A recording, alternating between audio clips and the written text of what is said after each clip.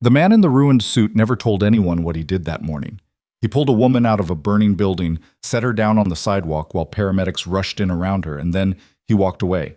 Because he had an interview to make, and his daughter needed him to get that job more than he needed anyone's gratitude. What Mason Rourke didn't know was that the woman he'd just carried through 7 floors of smoke and fire was the exact person sitting across the table from him 40 minutes later. And she recognized him the moment he walked through the door. If you're new here, hit that subscribe button and follow this story all the way to the end, because I promise you, it goes places you won't see coming. Drop a like and leave a comment telling me your city and country. I want to see how far this story travels. Now let's get into it. The alarm on Mason Rourke's phone went off at 4:15 in the morning, same as it did every day, and same as every day, he was already awake. He lay there for a minute, staring at the water stain on the ceiling of their apartment, the one the landlord kept promising to fix, the one that had been there since before Mason and Haley moved in 18 months ago. It had gotten bigger. He'd stopped mentioning it. There were too many other things to argue about. He got up quietly, moved through the dark hallway, and pushed open Haley's door just enough to see her. She was 6 years old, and she slept exactly the way she did when she was an infant, completely sideways, one arm hanging off the mattress, her favorite stuffed rabbit pressed under her chin. Her name was Clover.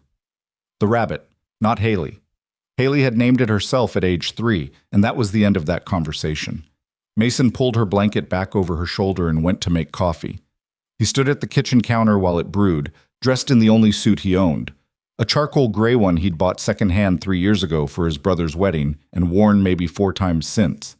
He'd had it dry cleaned the previous week, which had cost him $22 he didn't technically have, but this wasn't a regular interview. Vanguard Technologies wasn't some mid-level security contractor looking for a warm body to monitor their parking garage. Vanguard was a serious company with a serious benefits package, and more importantly, a serious health plan that covered the kind of specialist appointments Haley needed and that Mason's current gig absolutely did not. He drank his coffee black. He checked the bus schedule on his cracked phone screen. He read the interview confirmation email for the 4th time, like the details might have changed overnight, like maybe if he read it enough times, the job would already be his. The babysitter arrived at 5:30. Mrs. Petrov from 2 floors up, a 67-year-old retired teacher who charged Mason $15 an hour and sometimes stayed extra without asking for more because she understood, in the quiet way certain people do, that the math in this apartment was always very tight. Mason thanked her. He kissed Haley's forehead without waking her. He picked up his folder of documents, resume, references, copies of his certifications, and left. Downtown Chicago in early November was gray and cold. Not dramatically cold, not the kind of cold that shows up in movies with howling wind and sheets of snow, just the flat, damp, bone-settling cold that comes off Lake Michigan in the fall and makes everything feel slightly harder than it needs to be. Mason walked fast. He had his route memorized. 40-minute bus ride, 12-minute walk from the stop to Vanguard's building on Michigan Avenue. He'd done the run-through twice already, including one practice run last Thursday, where he just rode the bus and walked the route and turned around. He needed to know the timing exactly. He was on the sidewalk heading toward the bus stop when he smelled it. Smoke. Real smoke. Not someone's chimney, not a food cart. The kind of thick, chemical-edged smoke that comes from a building burning in a way it wasn't designed to. He stopped walking. The Caldwell Hotel was a 12-story building wedged between a parking structure and a conference center on the opposite side of the block. One of those mid-range hotels that had been renovated just enough to charge business rates without actually being worth them. At 5:47 in the morning, most of its guests were still asleep. The smoke was coming from the 7th floor. Not dramatic curtains of flame. Not anything that would look impressive on the news later, just thick gray-black smoke pouring steadily from 2 windows on the north face of the building. People on the sidewalk had stopped. A few were filming with their phones. Someone a half block away was shouting into a phone, presumably to 911. Mason could already hear a siren somewhere in the distance, far enough away that it wasn't going to be here in 30 seconds. Then he heard the woman.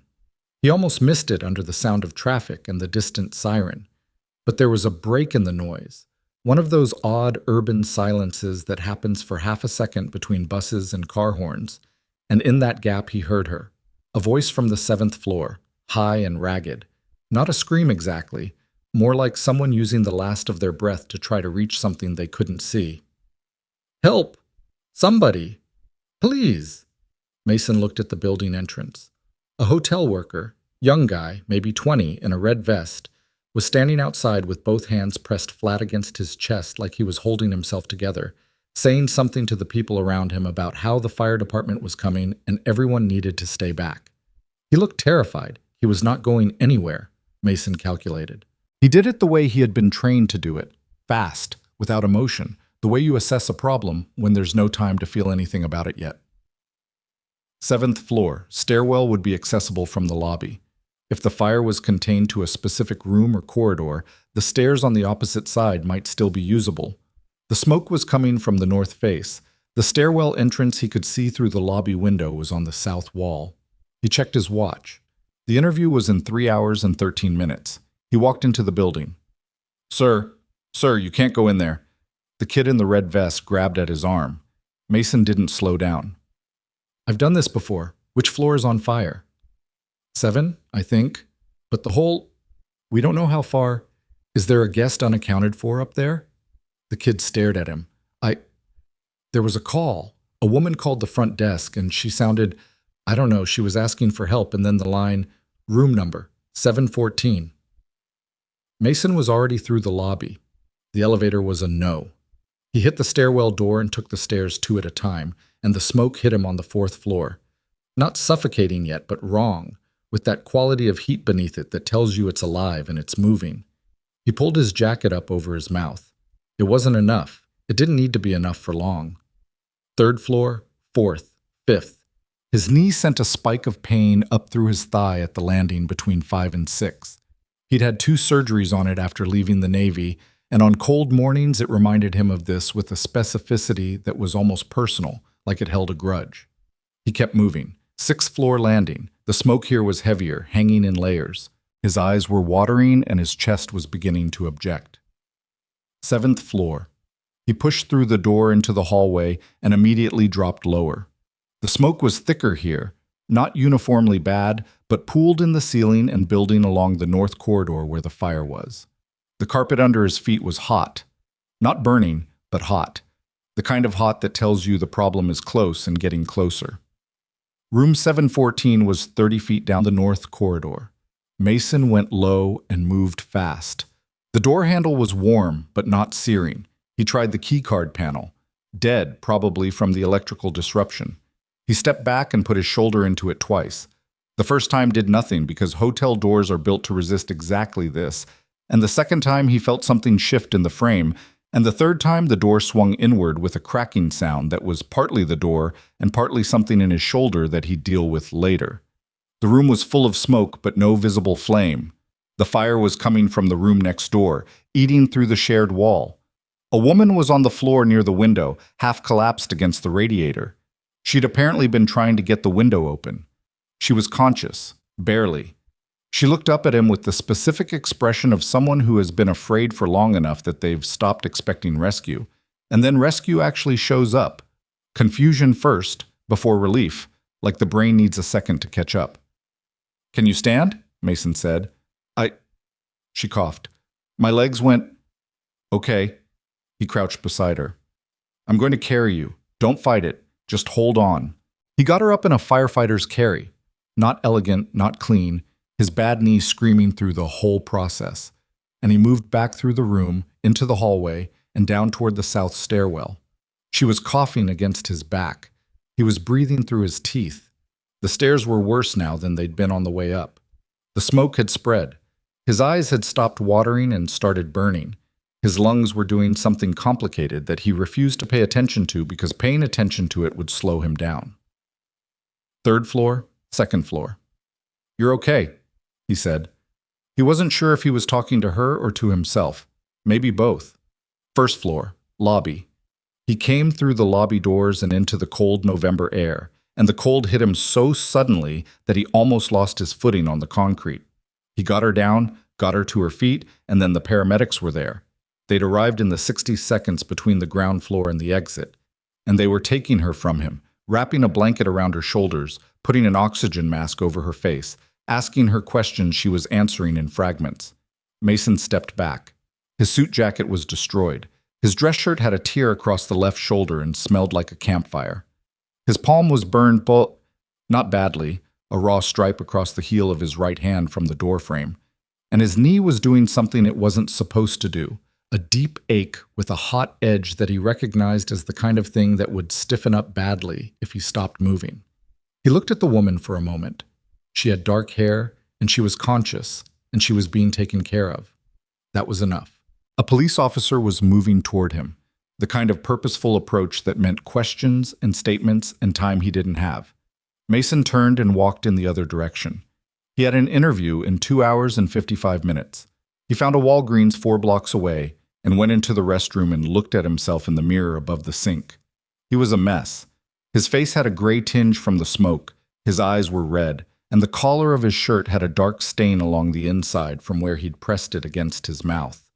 He ran cold water and scrubbed his face and hands, dried himself with paper towels, tried to do something with his hair. His palm stung badly when the water hit it. He wrapped it in a few layers of paper towel and held it there for a minute, then let it breathe. The jacket was unwearable. He folded it and put it in the trash can. He walked 2 blocks further and found a discount clothing store just opening its gate, the kind of place that sells everything at prices that feel like a math error. He bought the cheapest dress shirt they had in something close to his size, a pale blue one that was wrong in about 4 different ways, but was clean and smoke-free and cost him $11. He changed in the store's fitting room, transferred his documents to his undamaged portfolio folder, and stepped back out onto the sidewalk. He checked his watch. He was going to make it. Barely. But he was going to make it. He walked. His knee complained steadily. His palm throbbed beneath the strip of Walgreens bandage he'd picked up at the register. His chest still felt tight in a way that he suspected wasn't entirely physical, that specific pressure that comes after an adrenaline spike when your body is processing what just happened and you don't have time to let it. He thought about Haley. He thought about the health plan in the Vanguard benefits package, the one that covered specialist appointments, and the kind of prescription that cost him $300 out of pocket every month. He thought about the look Haley gave him sometimes when he came home from a double shift and she was still awake, and how she never complained, and how she shouldn't have to know yet that complaining was even an option. He straightened his collar. He rolled his shoulders back. He walked through the front entrance of Vanguard Technologies at 8:52 in the morning. The woman at reception, young, professional, with a headset she was clearly comfortable wearing, looked up and smiled the way people do when they've been trained to smile at everyone equally, regardless of how they look. "Good morning. Welcome to Vanguard. Can I help you?" "Mason Rourke," he said. "I have a 9 o'clock interview." She typed something. "Of course, Mr. Rourke." A brief pause, the kind where someone is deciding something. She looked at his shirt, his bandaged hand. Her smile held, but something behind it shifted slightly. "Can I get you anything while you wait? Water?" "Water would be good." "Thank you." He sat down in the reception area and accepted the water and held the cold glass against his bandaged palm for a moment with his eyes closed. He needed this. Not just wanted, needed. The word had a different weight to it when you had a daughter who depended on you to mean it. At 8:59, a young woman in a charcoal blazer appeared in the reception area and introduced herself as a member of the executive team's administrative staff. She told him they were ready for him. She walked him down a corridor, past a row of glass-walled offices, toward a conference room at the end of the hall. She opened the door. "Mr. Rourke," she said, "the executive team is ready." Mason walked in and stopped. There were 4 people seated around the conference table. 3 he didn't recognize. The 4th was already looking at him from the far end of the table, and when their eyes met, she went very still in a way that had nothing to do with professional composure. She was the woman from the hotel room. She was wearing a sharp charcoal suit, her dark hair pulled back, a leather portfolio open in front of her, and she was looking at Mason Rourke the way a person looks at something they were certain they'd never see again. Mason kept his face even. He pulled out the chair at his end of the table and sat down. No one else in the room knew what had just happened between the two of them in the space of 3 seconds. The other executives were looking at their notes, adjusting their water glasses, settling into the particular professional posture of people about to evaluate someone. The woman at the far end of the table closed her portfolio slowly. "Good morning," she said. Her voice was steady, but something underneath it wasn't. "I'm Claire Ashbourne. I'm the CEO of Vanguard Technologies." She held his gaze for exactly 1 second longer than a standard introduction required. "And I believe we should get started." Claire didn't let it show. That was the thing Mason noticed first, not the recognition itself, because he'd already seen that in the half-second before she controlled it, but how quickly and completely she put it away. The other 3 executives at the table had no idea. They were looking at their printed copies of his resume, making small adjustments in their chairs, doing the unconscious choreography of people preparing to assess a stranger. Claire opened her portfolio again, uncapped her pen, and looked at him with the specific neutral expression of someone running a professional meeting. "Mr. Rourke," she said, "thank you for coming in this morning." "Thank you for having me," Mason said. It was the most ordinary exchange in the world. Under it was something that neither of them acknowledged and both of them felt. The man to Claire's left, heavy-set, mid-50s, with the kind of silver hair that looks intentional, leaned forward and extended a hand across the table. "Dale Hoffman. I head our operations division." He glanced at Mason's bandaged right hand, a quick look, involuntary. "Everything all right there?" "Minor accident this morning," Mason said. He shook Hoffman's hand with a grip that made the bandage pull slightly. He didn't react. "Nothing serious." The woman beside Hoffman introduced herself as Patricia Weld, Director of Human Resources. She had a precise handshake and a way of looking at Mason's resume while he was still speaking, like she was already cross-referencing his words against the printed page. The third executive was younger, early 40s, horn-rimmed glasses, the particular brand of restless energy that belongs to people who are most comfortable when they're talking. His name was Greg Sato, and he handled corporate development. Claire set her pen down. "Before we get into the formal questions, I want to ask you something directly." She looked at him. "Your application came through a general posting, but your background is specific. Former Navy SEAL, specialized crisis training, overseas deployment. What made you apply for an operations coordinator role?" The question was reasonable on its surface. Underneath it was something else, something Mason couldn't quite read yet. Whether she was asking it because she was genuinely curious or because she was trying to see what he'd do with it. "The posting matched what I can do," he said. "I'm not looking to run anything. I need a stable position with good benefits, and I know how to manage complex logistics under pressure." That's what the job description asked for. "And the pay cut," Patricia Weld said, looking up from the resume. "From your final military compensation to what we're offering here, it's significant." "I know what the job pays," Mason said. "I read the listing. I still applied."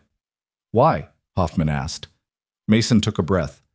"Because I have a 6-year-old daughter, and the benefits package covers the medical care she needs, and right now I'm paying for that out of pocket every month. So the salary number isn't the only number I'm looking at." There was a brief silence, not uncomfortable, just the silence of 4 people recalibrating slightly. Patricia Weld wrote something in the margin of her notes. Hoffman leaned back in his chair and looked at Mason with what might have been a slight reconfiguration of his earlier assessment. Greg Sato jumped in. "What kind of operations experience do you have outside the military context? Corporate, logistics, supply chain?" "None with those exact labels," Mason said. "But I've managed personnel under conditions where a mistake didn't mean a missed deadline. It meant somebody didn't come home. I've written protocols, trained teams, assessed risks in environments that were actively trying to kill us. The application of those skills to a corporate setting isn't identical, but it's not as far a translation as people think." "That's a strong way to put it," Sato said. "It's an accurate way to put it." Claire had been quiet for the last few exchanges. She was watching him, not in an obvious way, but with that particular attention that belongs to people who've learned to read situations rather than just listen to them. Mason caught it once and looked away. He wasn't going to be the one to make this strange. "Can you walk us through," Patricia Weld said, "the employment gaps on this resume? There are 2 significant ones." This was the question Mason had rehearsed. He'd been rehearsing it for months, every time a different version of this conversation happened in a different conference room with a different set of people who all eventually circled back to the same gap, the same pause on the page. "The first gap was after my medical discharge," he said. "I had 2 surgeries on my knee over 14 months. I was doing physical therapy and..." He stopped. "I was dealing with the adjustment. It took time." "What kind of adjustment?" Weld asked. The kind where your career ends before you're finished with it, and you spend a while figuring out what you are outside of the thing that defined you. He said it without performance, just flatly, the way you say something true. I wasn't in great shape for about a year. Then I got a temporary security position, and then another one, and I've been doing that work since. The second gap, Weld said. My wife left. My daughter was 2. I needed to figure out childcare before I could commit to a full-time schedule, and that took a few months longer than I'd planned. The room was quiet for a moment. Hoffman cleared his throat. Single parenting and full-time work is what I've been doing for 4 years, Mason said. I'm not asking for accommodation. I'm telling you why the gap exists because you asked. Hoffman nodded slowly. He seemed to be reassessing something, though Mason couldn't tell what exactly. Claire spoke again. Let me ask you something a little different. She leaned forward slightly. If you were brought into a company and found that the safety and emergency preparedness systems were substantially below standard, not violating regulation, but not adequate, what would you do? It was a different kind of question than the others, more specific. Mason looked at her. I'd document what I found, he said, in detail. Then I'd build a case for what it would cost to fix it and what it would cost not to, because those are different numbers, and usually the second one is bigger. Then I'd present it to whoever needed to make the decision. And if they said no, I'd ask why, and I'd listen to the answer, and then I'd figure out if there was a version of the solution they could actually say yes to. He paused. And if none of that worked, I'd have to think seriously about whether I could stay in a position where I knew people were at risk and I couldn't do anything about it. That's idealistic, Sato said, but without much bite to it. Probably, Mason said. But I've watched what happens when the people responsible for keeping others safe decide it's too much trouble. It's not a calculation I'm willing to make. Something shifted in the room at that. Mason couldn't name it exactly. It wasn't agreement, not from all of them. Hoffman was unreadable. Weld was writing. Sato had leaned back in a way that might have meant skepticism or might have just meant he was thinking. But Claire was looking at him with an expression that had moved past the professional mask she'd been wearing. Not far, not obviously, but enough. The interview continued for another 40 minutes. They went through scenario questions, logistics frameworks, his understanding of compliance procedures, his experience with team management in high-pressure situations.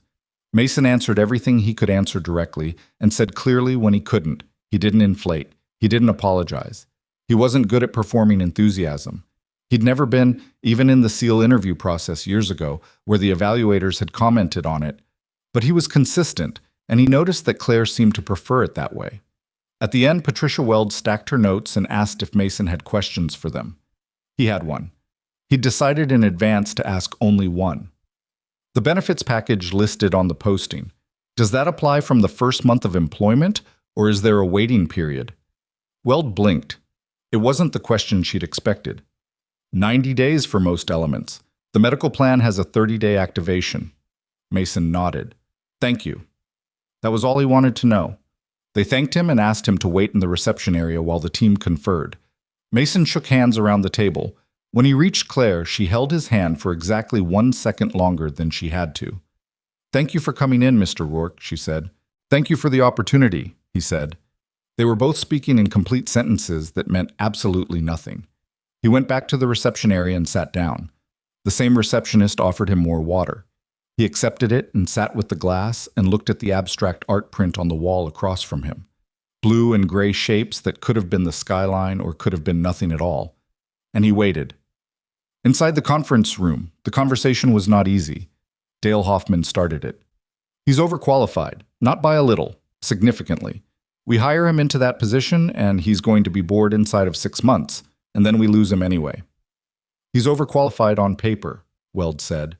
His actual corporate experience is limited, the adjustment period alone. The gaps are a concern, Sato said. I'm not saying what he was doing wasn't legitimate, but we can't build a team around someone who's had multiple years out of the workforce in the past 4. He's been working continuously for the past 2 years, Weld said. The gaps were before that. Still, Claire had not spoken yet. She was looking at the copy of Mason's resume in front of her, at the 2 lines under military service that listed his SEAL designation and deployment record. 6 years, multiple overseas operations, Honorable discharge following a service-connected injury. What did you think of his answer to the safety preparedness question? She said. Hoffman shifted. It was fine. Textbook, almost. The last part wasn't textbook. She looked up. He said he'd have to think about whether he could stay in a position where he couldn't protect people. Most candidates say they'd escalate through proper channels and trust the process. She set the resume down. He said the opposite of that, essentially.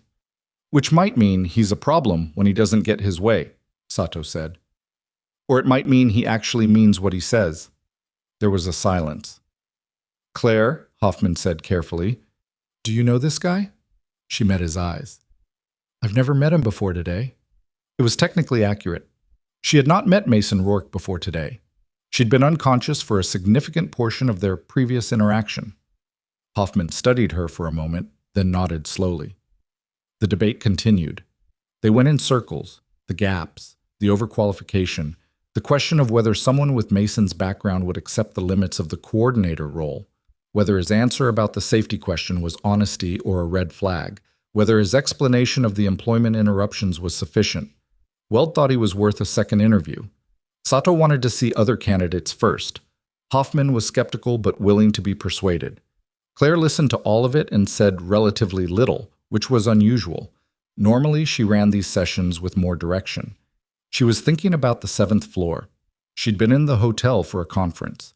She'd woken at 5:30 to the smell of smoke and had tried to open her window and call the front desk, and the window was painted shut, and the phone line went out, and then the smoke had gotten heavier very quickly, and she'd gotten to the floor and then nothing for a while.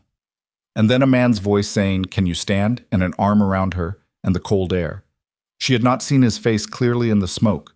She'd barely been conscious. She'd gotten the shape of him, the size, the way he moved, efficient, without any wasted energy, and she'd thought, in the fragmented way your brain works when it's been oxygen-deprived and terrified, that this person knew exactly what he was doing. Then he'd walked into her conference room, and she'd had his face in front of her for the first time, and she'd understood immediately. She had not planned to tell the others. She wasn't sure yet what she was going to do with it. What she knew was this. The man sitting in the reception area could have used what he'd done that morning to walk into her conference room and play it like a card. That would have been the obvious move. It would have worked. She would have been grateful and uncomfortable, and she'd have hired him on the spot just to get out from under the weight of the obligation. He hadn't done that. He'd walked in, seen her face, understood the situation, and then he'd interviewed for the job on the merits. He'd answered every question as if his life that morning had never happened. He'd mentioned his daughter and his knee and his wife leaving. He hadn't mentioned the smoke. He hadn't mentioned the door he'd put his shoulder through 3 times. He hadn't mentioned her. The conference room door opened and Patricia Weld leaned out. "Mr. Rourke? Could you come back in, please?" Mason set down his water glass and walked back down the hall. The executives were arranged the same way they'd been before, except the energy in the room was different, settled, like a decision had been made, though Mason couldn't read the direction of it. He sat down. Claire looked at him across the table. "We appreciate your patience," she said. "Of course." A pause. It was the kind of pause that precedes either yes or no, and Mason had been in enough of these rooms to know that you couldn't tell which one from the setup. "Before we continue," Claire said, "I want to ask you something personal. You don't have to answer, and it won't affect the process either way." He looked at her. "Okay. What made you apply for this specific position at this company? There are other companies offering similar roles with similar benefits." It was not the question Mason had expected. He thought about it for a moment, genuinely, not performing consideration, but actually running through it. "I looked at the company profile," he said. "Vanguard's got a decent track record and a size that means the work would actually matter. I'm not interested in being the safety coordinator for a building where the biggest hazard is someone tripping over a printer cord. There's real infrastructure here, real complexity." He paused. "And the 30-day medical activation on the benefits plan. That was specific to Vanguard." Something moved across Claire's expression. Not pity. Mason would have clocked pity immediately and reacted badly to it. It was something more honest than that. Something that looked more like recognition of a person who'd thought about the same problem from a completely different angle than she had. She nodded slowly. "Thank you," she said. "We have a few more things to discuss internally. We'll be in touch by end of week." Mason stood. He thanked them all and shook hands around the table again and walked back out through the glass corridor and past the reception desk and out through the front entrance of Vanguard Technologies into the cold November air. He stood on the sidewalk for a moment. His hand was throbbing. His knee had stiffened during the time he'd been sitting, and the first few steps were going to be unpleasant. The suit shirt he'd bought at the discount store was a half size too large and the collar sat wrong, and he was aware of it in the particular way that you're aware of something you can't fix right now. He took out his phone and called the babysitter. "Mrs. Petrov, it's Mason. Interview's done. I'll be home in about an hour." A pause. "No, I don't know yet. They said end of week." Another pause. "She's awake?" "Okay. Tell her I'll bring lunch." He listened for a moment. "The rabbit's probably under the couch. It's always under the couch." He hung up and stood there a little longer, looking at the line of taxis moving down Michigan Avenue. He had no idea what they were going to decide. He told the truth in there, which was all he knew how to do, and the truth had gaps in it and rough edges and one very thin discount store shirt, and it might not be enough. It probably wasn't enough. He'd been in this position before, walked out of a room thinking he'd done everything he could, and then waited 4 days for a rejection email that came in 2 lines and thanked him for his interest. He'd learned not to let himself want it too much before the answer came. He was not always successful at that. He thought about the woman across the table, about the specific way Claire Ashbourne had looked at him when she asked why he'd applied to this company. Not challenging, not testing, just looking. The way someone looks when they're trying to figure out who they're actually talking to, as opposed to who's on the resume. He wasn't going to think about the rest of it. He couldn't afford to. He started walking toward the bus stop. His knee worked itself out after about half a block, the way it usually did if he kept moving, and the ache settled to its normal background level. The cold had gotten sharper since morning. He turned up the collar of his jacket, the one he'd put back on after the interview, now that the smell had faded enough to be ignorable, and kept walking. At the Walgreens 2 blocks from home, he stopped and bought the small things he'd been putting off: children's vitamins, a new sponge for the kitchen, a bottle of the pain medication his knee needed after a day like this one. The total came to $31. He stood at the register and looked at the number and thought, 30-day medical activation. He paid and went home. Haley was at the kitchen table with Clover the rabbit, who had in fact been under the couch, doing something complicated with crayons that appeared to involve every color simultaneously. She looked up when Mason came in and said, "Daddy, did you get the job?" "I don't know yet, Bug." "When will you know?" "Few days." She considered this with the particular 6-year-old seriousness of someone for whom a few days is a very long time. "I drew you something." She held up a piece of paper. It was a picture of a man and a small girl standing in front of what might have been a house or might have been a large orange box. Both figures were smiling. The man's head was disproportionately large, which was accurate to how 6-year-olds work. "That's excellent," Mason said. "I gave you muscles," Haley said, "because you have them." Mason looked at the drawing. The stick figure version of him did have remarkable arms for a stick figure. He set his bag down and sat at the table across from his daughter, and looked at her crayon collection and thought about 30-day activation and $300 prescriptions and the particular expression on Claire Ashbourne's face at the end of the interview, which he could not read and which was going to bother him for the next several days whether he wanted it to or not. "Okay," he said. "What are we drawing?" Haley slid a piece of blank paper across the table toward him. "A house," she said. "With a yard." Mason picked up a green crayon and started with the yard. 3 floors up and across town, Claire Ashbourne was sitting alone in her office with the door closed and Mason Rourke's resume on the desk in front of her. She'd read it 4 times. She knew the facts in it by now: the dates, the designations, the careful neutral language of a man describing a difficult decade in the flattest terms he could find. What the resume didn't say was this: that at some point before 8 o'clock in the morning, the man whose name was printed at the top had climbed 7 floors into a building that was actively on fire, with a bad knee and a borrowed suit, because he heard a stranger asking for help, and because he had the training to do something about it. And then, and this was the part that had lodged itself in Claire's thinking and refused to be moved, he had walked straight from that sidewalk to her conference room and sat down and interviewed for a job and never mentioned it. She pressed her intercom. "Karen, is Dale still in the building?" He's in his office. Tell him I want to reconvene at 4, Patricia and Greg too. She paused. Tell them I have a proposal I want to put in front of them.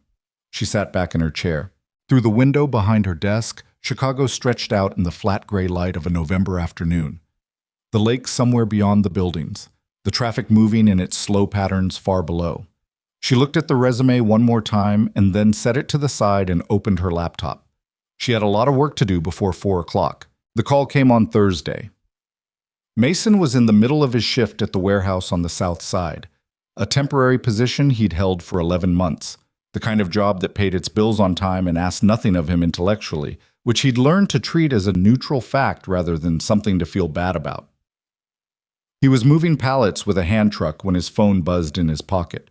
He set the truck down and stepped away from the loading floor and looked at the screen. Vanguard Technologies. He answered on the second ring. Mason Rourke.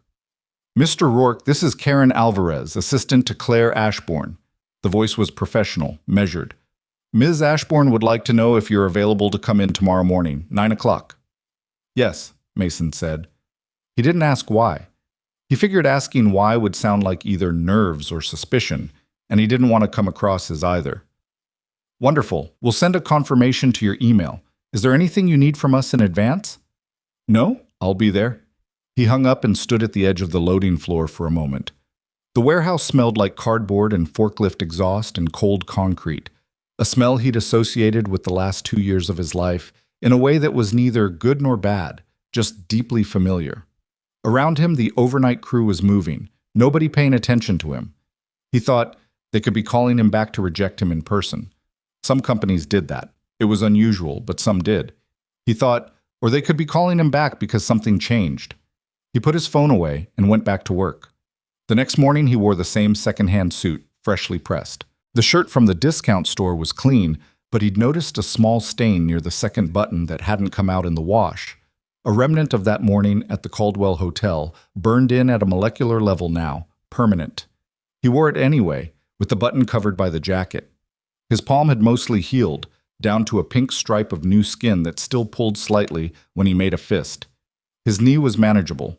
He'd taken the medication before leaving the apartment. Mrs. Petrov had arrived again without being asked, appearing at the door at 8:15 with a container of beet soup for Haley's lunch. You look nervous, Mrs. Petrov said, in the direct way she had of saying things. I'm not nervous, Mason said. Your jaw is doing the thing. He didn't ask what thing. He kissed Haley goodbye. She was eating cereal and explaining something involved to Clover the rabbit, and took the bus downtown. The receptionist recognized him. He wasn't sure if that was good or bad. She smiled and offered coffee and said Ms. Ashbourne would be right with him, and Mason sat in the same chair he'd sat in 3 days ago and looked at the same abstract print on the wall. Claire appeared at 9:02. Not the administrative assistant this time, Claire herself, in a charcoal blazer over a dark blouse, a leather portfolio under one arm. She looked like someone who hadn't slept an ideal number of hours, but had compensated for it through sheer professional habit. She crossed the reception area and extended her hand. Mr. Rourke, thank you for coming back. Of course. She didn't take him to the conference room. She took him to her office, a corner room on the 14th floor, glass on 2 sides, the lake visible as a gray line in the distance. 2 chairs positioned near a low table, separate from the main desk. She gestured to one of the chairs and sat in the other. No other executives, no Patricia Weld with her margin notes, no Hoffman or Sato. Mason sat down and waited. Claire set her portfolio on the table but didn't open it. She looked at him for a moment. Not the professional assessment look from the conference room, something less managed than that. I'm going to tell you something, she said, and I want you to let me finish before you respond. Is that all right? Yes. I was at the Caldwell Hotel 4 days ago. She said it steadily. You already know this. I know you know, because I saw your face when you walked into the conference room and you recognized me, and I recognized you. And I want you to know that I'm aware you spent the rest of that interview performing as if it hadn't happened. I noticed that. She paused. I want to make sure you understand. I noticed it. Mason said nothing. He'd said he'd wait until she finished. The team met on Wednesday, Claire continued. The conclusion was mixed. Dale Hoffman thinks you're overqualified for the coordinator role and would be gone in 6 months. Patricia thinks the resume gaps are manageable, but the corporate adjustment period would be significant. Greg likes data, and your data set has some holes in it. She opened the portfolio now, but she didn't look at it. Their recommendation was to keep you on a short list and continue seeing candidates. Mason kept his face neutral. I disagreed, Claire said. He waited. I've been trying to establish a dedicated crisis and safety management position at Vanguard for 14 months. She turned one page in the portfolio. Every time I've raised it with the board, the response is the same. Our incident record is clean, our facilities are compliant, the insurance exposure is manageable. Why spend money preventing a problem that hasn't happened? She looked up. 4 days ago, I had to be carried out of a burning building because the smoke detection system on the 7th floor of a hotel failed. The emergency lighting failed, and the fire door at the end of the north corridor was painted shut. It happened because no one in a position of authority at that hotel thought it was worth spending money on a problem that hadn't happened yet. The room was quiet. The board will listen to me now, Claire said. I have the credibility of the incident, and I have documentation, and I have a strong enough case to push this through. What I didn't have until 4 days ago was a person. She set her pen on the table. I need someone who knows what they're looking for when they walk through a building. Someone who can build systems from scratch, train employees, build relationships with emergency responders, identify risk that's invisible on a compliance form. She met his eyes. Someone who can make a decision in a moment when there's no time to deliberate. Mason held her gaze. You're describing a director-level position. Yes. That wasn't in the posting. No, Claire said. It didn't exist yet. Silence stretched between them. Outside the floor-to-ceiling windows, a gray November sky pressed down over Chicago's skyline, the lake somewhere behind it all, flat and cold. I need to be clear about something, Mason said finally. Go ahead. If you're offering me this because of what happened at the hotel, I'm not. Her voice was direct. Not sharp, not defensive, just direct. The way someone speaks when they've already had the argument with themselves and settled it. I want to be very honest with you about this because I've thought about it a lot in the past 3 days. Yes, what happened at the hotel is what convinced me to push for this position now and to push for it hard. But that's a different thing from why I want you in it. She leaned forward slightly. I have 37 employees across 4 facilities who interact with complex equipment, pressurized systems, chemical storage, and emergency protocols that were last comprehensively reviewed in 2019. I need someone who takes that seriously, not because it's a line item in a report, but because they actually understand what happens when it goes wrong. She paused. You sat across that table from me 3 days ago, and you told 3 executives who were evaluating you for a job you clearly need that you weren't sure you could stay in a position where people were at risk and you couldn't do anything about it. That was a terrible interview strategy. A slight tightening at the corner of her mouth that might have been a near smile. It was also the most honest answer I heard in that room all week.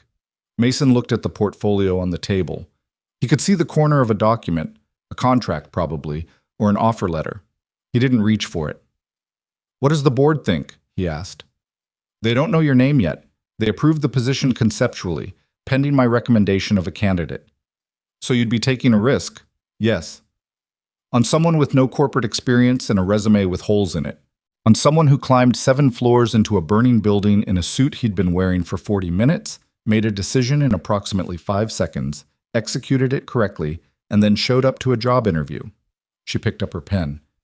With a burn on his hand he didn't mention once. Mason looked at his right palm. The pale strip of new skin was visible below the edge of his cuff. He'd stopped noticing it, the way you stop noticing something once your body decides it's part of the landscape now. What's the title? He said. Director of Safety and Crisis Management. Salary? She named a number. Mason kept his face entirely still, which took a specific kind of effort, because the number she'd said was nearly double what he'd been hoping for from the coordinator role. Full benefits from day 30, Claire added. Medical, dental, vision, quarterly review with performance-linked increases. She paused. Haley. He looked at her. I heard you in the conference room, she said quietly. 30-day activation. You knew that specific detail because you'd done the math, and it mattered. She wasn't being soft about it. She said it the way you state a fact. The medical plan covers specialty care, recurring prescriptions, and pediatric specialists in-network. I checked. The room felt slightly different after that. Not smaller, just more present, more weight to the air in it. Mason had been holding himself in a particular configuration of professional composure since the moment he'd sat down, the same configuration he'd held through the conference room interview and through the bus ride home and through 2 days of not knowing, and something in that configuration shifted now, not broke, just moved. He didn't say anything for a moment. I have one condition, Claire said, and it's not contractual. I can't put this in writing. He waited. This is not a debt. She said it carefully, like each word was being placed with intention. I am not hiring you because I owe you. You need to understand that going in, and you need to actually believe it. Not just say you believe it, because you'll say whatever sounds right in this room. But when you're in a board meeting 6 months from now, and someone questions your qualifications, and you're looking for ground to stand on, I need you to stand on what you're capable of, not on what you did at that hotel. She looked at him steadily. Because the moment this becomes a transaction, it becomes something neither of us can work with. Mason was quiet for a long moment. Can I ask you something? He said. Yes? The other day, in the conference room, when Hoffman asked if you knew me, he held her gaze. You said you'd never met me before. Something passed across Claire's expression. Quick, private. I said I'd never met you before that day. A beat, which was accurate. That's a careful distinction. I'm a careful person. He looked at her. She looked back. There was something in the room between them that wasn't romantic. Nothing like that. Nothing that simple. But was something, a specific recognition that happens sometimes between two people who've been through the same event from opposite sides, and both came out changed by it, and who are now trying to figure out what to do with that fact in a practical setting. All right, Mason said. All right, what? All right, I understand the condition, and I believe it. Claire studied him. Why? Because if this were about the hotel, I'd have mentioned it the moment I walked into that conference room. He kept his voice level. I didn't. That should tell you something about how I intend to carry it. A pause. Then Claire picked up the offer letter from the portfolio and slid it across the low table toward him. Mason picked it up. He read it. He read it the way he read everything, carefully, without rushing, his eyes going back over certain lines.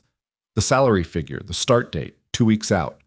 The benefits section, which took up most of the second page in detailed specifics, and in which the words pediatric specialist and in-network appeared on the same line. He set the letter down. I'll need to give my current position 2 weeks' notice, he said. That's built into the start date. I don't have corporate appropriate references. Military and security only. We've already spoke to 2 of your former commanding officers, Claire said. Both of whom, by the way, described you using the word relentless, which I've decided to interpret as a positive. Something about that, the specificity of it, the fact that she'd done the homework before calling him back, settled something in Mason's chest that had been unsettled for a long time. Not dramatically, not in a way that announced itself, just settled. The facilities, he said. You mentioned 4. Chicago, Maine, 2 in the suburbs, 1 in Milwaukee. You'd be based here, but traveling between them regularly. I'll need access to the full incident records. Every safety log, every equipment inspection, every near-miss report going back at least 5 years. I'll have it set up your credentials before your first day, and I'll need authority to pull staff offline if I assess an immediate risk. Not request. Authority. If I find something that needs to be shut down, I can't be waiting on sign-offs. Claire looked at him. That's going to be a conversation with Hoffman. I know. I'm not saying it needs to be absolute, but there needs to be a clear protocol, and I need to be in it above the floor managers. I'll work on it. That's not a yes. No, she said. It's not. But I'll work on it, and that means more at this company than it might sound like. She closed the portfolio. Anything else? Mason looked down at the offer letter in his hands. He thought about the warehouse. He thought about the pallet jack and the forklift exhaust, and the way the cold came through the loading dock doors in November, and didn't really leave until March. He thought about Haley at the kitchen table, drawing a house with a yard, sliding paper across to him without asking whether he felt like drawing, just assuming he would, because she always assumed he would. One more thing, he said. Go ahead. My daughter has an appointment with her specialist on the 14th. It's a Thursday. I may need to leave early. The corners of Claire's eyes changed very slightly. Not enough to be called an expression exactly, more like a small internal movement that reached the surface just barely. Put it in the calendar, she said. Flexible hours are part of the director-level structure. Mason nodded. He picked up Claire's pen from the table. She hadn't offered it, he just picked it up. And he signed the offer letter on the line at the bottom, and he dated it, and he set the pen down. Claire picked up the letter and looked at his signature for a moment. Then she put it back in the portfolio. Monday the 21st, she said, 8 o'clock. I'll be here. He stood. She stood. They shook hands across the low table, a different handshake than the one in the conference room 3 days ago, shorter and more direct, the handshake of two people who have moved past the evaluation phase. Mason walked out of Claire Ashbourne's office and down the corridor and into the elevator. And when the elevator doors closed, he stood very still and looked at his own reflection in the brushed metal of the elevator door and tried to make sense of the feeling he was having, which wasn't happiness exactly, or relief exactly, though it was both of those things, but was something that sat underneath both of them and was harder to name, like a gear that had been grinding for a long time had finally found its teeth. The elevator opened on the lobby. He walked out into the cold November air. He called Mrs. Petrov. I got, he said when she picked up. A pause. Then, the job? Different job. Better. He stopped walking. A woman with a stroller pushed past him on the sidewalk. A lot better. Mason. Mrs. Petrov's voice had a quality he didn't hear from her often, something warm and slightly unsteady, like she was containing a feeling carefully. That child is going to be so happy. He looked down at the sidewalk for a second. Don't tell her yet. I want to tell her myself. Of course, I'll just make a second batch of soup. He almost laughed. You don't have to make soup. I know I don't have to. I'll make it anyway. A short pause. Hurry home. He hung up and started walking toward the bus stop. His knee was fine. Better than fine, actually. Some days were like that, the machinery deciding to cooperate. His palm wasn't bothering him. The stained shirt with the covered button was under his jacket and nobody could see it. He had 2 weeks to finish out the warehouse job, and then he was going to walk into Vanguard Technologies on a Monday morning and start pulling apart everything that was broken. He already knew there was going to be a lot. There was always a lot when no one had been looking. Not because people were careless, but because invisible risk was the most patient kind, the kind that waited until someone with the right eyes came along and finally saw it. He was going to be that person. The bus arrived and Mason got on and found a seat near the window, and Chicago moved past him in its November gray as the bus headed south. He looked out at the street, the storefronts, the foot traffic, the scaffolding on a building 2 blocks over that had been partially up for months. He noticed the scaffolding without meaning to, the automatic part of his brain that had been cataloging hazards since SEAL training still running quietly in the background, still checking, still filing things away. He thought about what Claire had said. The smoke detection system that failed, the fire door painted shut, the emergency lighting that went out. 14 months of trying to convince a board that invisible disasters were worth preparing for. And then one morning in November, the invisible disaster announced itself with smoke pouring through a ventilation shaft and a woman alone on a hotel room floor. He thought about what it had cost. Not the hotel's cost, not the financial exposure or the legal liability, but the actual cost. A woman nearly dying because no one had thought it was worth the money. He thought about his 4 facilities, about 37 employees working around pressurized systems and chemical storage and equipment that had probably been inspected by someone who'd been told to look for the things on the form and nothing else. He thought about the 5-year incident records Claire had promised him, which he was going to read all the way through. Not skimming for the big events, but reading the small ones, the near misses, the equipment flags that got cleared on a technicality, the training logs where the completion rates stopped adding up. The bus stopped and 3 people got on, and Mason shifted his weight and looked back out the window. He had work to do, real work, the kind that accumulated into something. Not pallets moved and shifts logged, but actual change in the physical world, the kind you could walk through and see. Systems that worked when they needed to, people who knew what to do when the lights went out. He hadn't felt that in years. The specific weight of a task that mattered past the end of the shift. He hadn't realized, until right now on a bus going south through Chicago with a signed offer letter still clear in his memory, how much he'd missed it. The bus stopped 2 blocks from his apartment. He got off and walked, and when he pushed open the front door, Haley was exactly where he'd left her. Kitchen table, crayons, Clover the rabbit propped against the sugar bowl like a small disreputable chairman attending a meeting. She looked up at him. "Did you get the different job?" He stopped walking. "Who told you there was a different job?" "Mrs. Petrov was humming," Haley said. "She only hums when something good happened." Mason looked at Mrs. Petrov, who was at the stove and had the decency to look mildly guilty. "I hummed before he called," she said, unconvincingly. Mason looked at his daughter.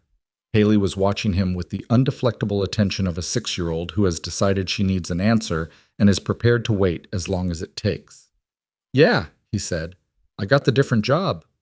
Haley's face did something complicated and bright and immediate, the way children's faces do when good news arrives before they've learned to manage their reactions. She was halfway out of her chair before she seemed to remember she was trying to be a person who took things calmly. She sat back down. She straightened. She picked up a crayon with enormous dignity. "Okay," she said. "That's good." Mason looked at her. He looked at the rabbit. He looked at the crayon drawing on the table in front of her.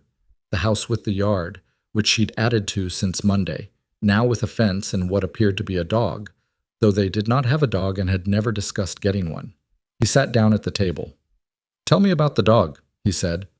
Haley looked up from the drawing. "What dog?" "The one in the picture."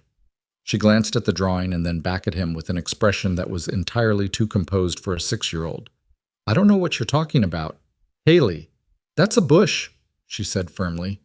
Mrs. Petrov made a sound from the stove that was almost certainly a suppressed laugh. Mason picked up a brown crayon and drew a collar on the bush. Haley stared at it. Then she picked up her own crayon and drew a name tag on the collar. She didn't write a name on it. She just drew the tag, oval-shaped, careful. They sat at the table together while Mrs. Petrov's soup made its sounds on the stove, and outside the window the November afternoon was going gray and cold in that flat particular Chicago way, and Mason Rourke sat with his daughter and a box of crayons and thought, 21st. Monday, 8 o'clock. He had 2 weeks. He could do a lot in 2 weeks. He started on a Monday, same as promised. 8 o'clock, front entrance, the same receptionist who'd seen him twice already, and who this time handed him a building access badge and a temporary parking permit without being asked, because someone had thought ahead and arranged it. He didn't have a parking permit yet in any practical sense. He'd taken the bus. But he took it and thanked her and clipped the badge to his jacket pocket. Karen Alvarez, Claire's assistant, met him at the elevator and walked him to a corner office on the 12th floor. Not Claire's floor, 2 below it, which was appropriate, which was the right distance for a director-level role that didn't report to the CEO directly on the org chart, but in practice would interact with her more than most. The office was small. It had a desk, 2 chairs, a window that looked out at the side of another building rather than the lake, and a whiteboard on the wall that someone had cleaned but not completely. There were ghost marks from a previous occupant's diagram still faintly visible in the upper right corner. A laptop was open on the desk. A temporary nameplate sat beside it, printed on regular paper and slid into a plastic frame. Mason Rourke, Director of Safety and Crisis Management. He looked at it for a moment. "I will be in at 9 to set up your full credentials," Karen said. "You've got access to the shared drive already. The folder called Safety Records Archive is where we put everything when Claire's assistant before me consolidated the old files. I'll warn you, it's not organized." "Okay.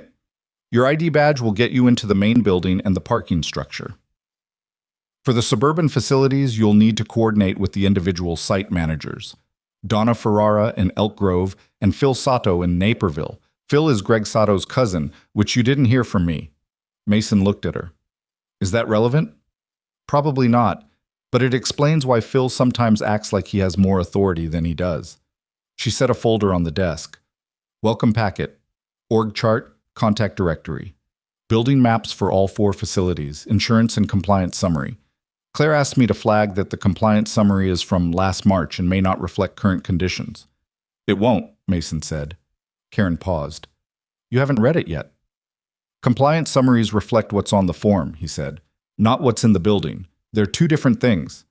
She looked at him with the particular look of someone recalibrating. "I'll let you get settled," she said. "Claire wants 30 minutes with you at 10. She left. Mason set his bag down and stood at the window for a moment. The building across the way was an office tower of similar height, its windows reflecting the gray morning sky. He could see his own building reflected back in it, slightly distorted, a mirror of a mirror. He turned around, sat down, opened the folder, and started reading. The compliance summary was 31 pages. He read all of it before 9 o'clock, not because it told him what he needed to know, but because it told him what the company thought it needed to know, which was a different piece of information and an important one. The gap between those two things was where disasters lived. By the time IT came to set up his credentials, he'd already written 4 pages of notes in a legal pad he'd brought from home. The first 2 weeks were about observation. He'd decided that before his first day, that he wasn't going to walk in and start making noise before he understood what he was dealing with. He went through all 4 facilities. He walked every floor, every stairwell, every equipment room and storage area, and loading zone. He introduced himself to the floor managers and the maintenance crews and the lab supervisors, and he asked questions and mostly listened to the answers. He looked at things that weren't on any inspection form. The way emergency exit signs were positioned relative to where people actually stood during work hours.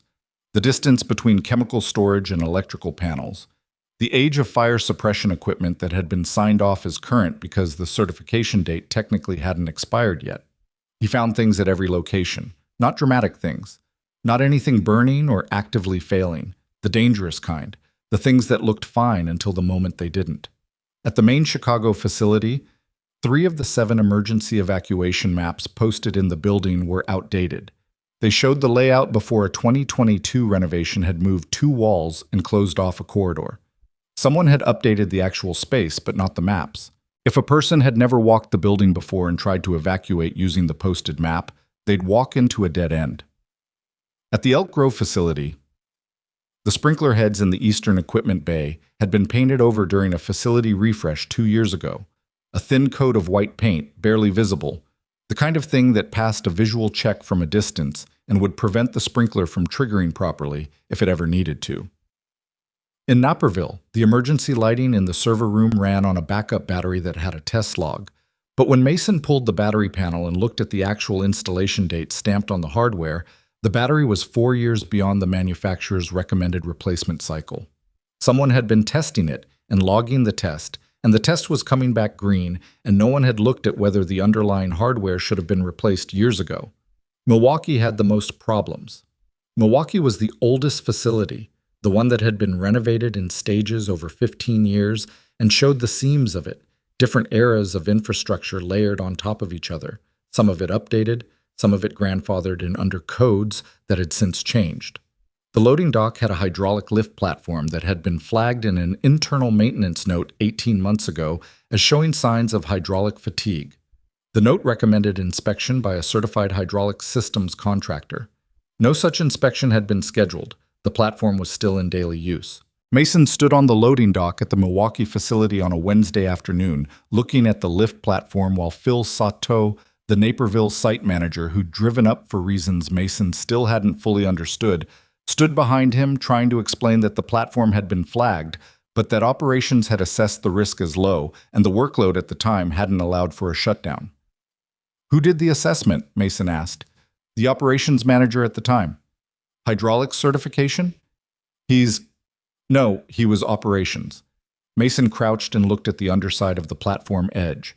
There were stress marks in the metal frame that had nothing to do with normal wear. "When does this dock run at full capacity?" "Morning shift, 6 to 10. How many people on the dock during that window?" Phil shifted his weight. 8, 10 sometimes. Depends on the schedule. Mason stood up. "The platform goes down today." Phil blinked. "We've got 2 deliveries tomorrow." "The platform goes down today," Mason said again. He wasn't raising his voice. He didn't need to. There was a particular quality of certainty that didn't require volume.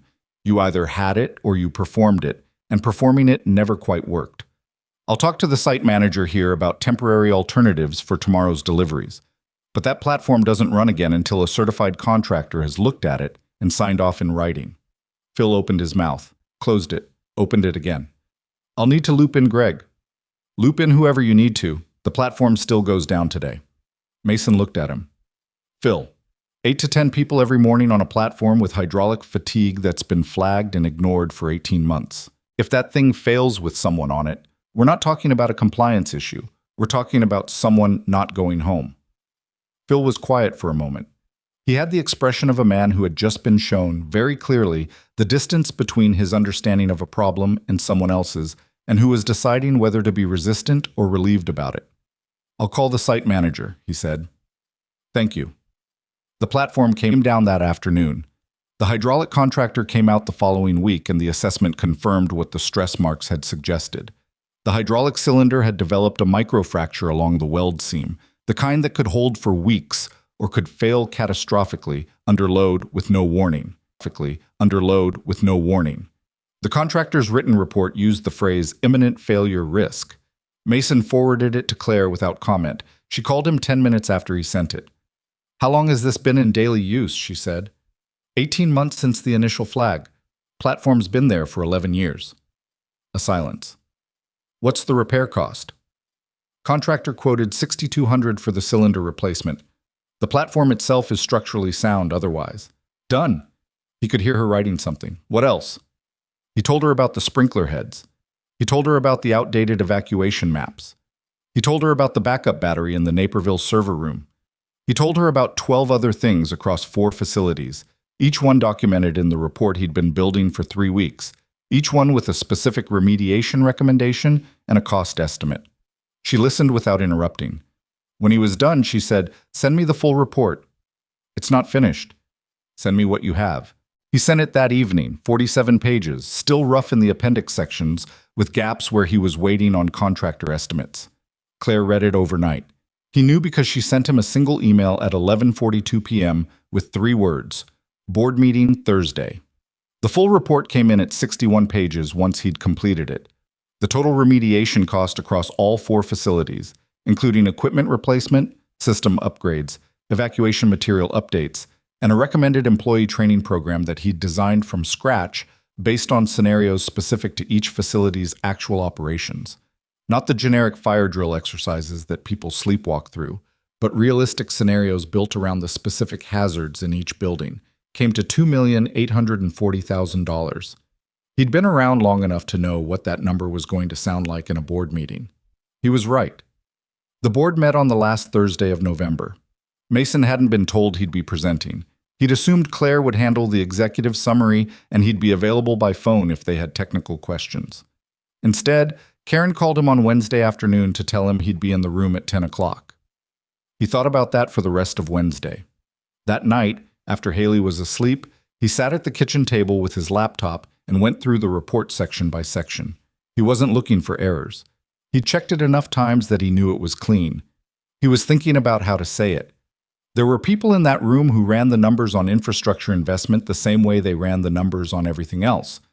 Return on investment, risk probability, actuarial exposure. That was a legitimate frame. He could work inside it. But it wasn't the only frame, and it wasn't the one that was actually true. He closed the laptop and went to bed. He didn't sleep well, but he hadn't expected to. The boardroom was on the 16th floor.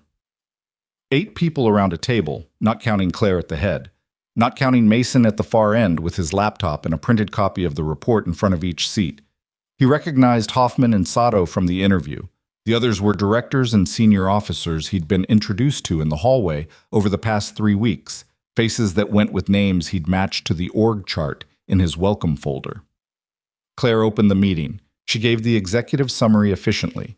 The nature of the assessment, the scope of the review, the categories of issues identified.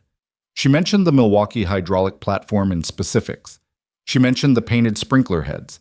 She presented the total cost figure and then gave the floor to Mason. The questions started before he'd finished his 3rd slide.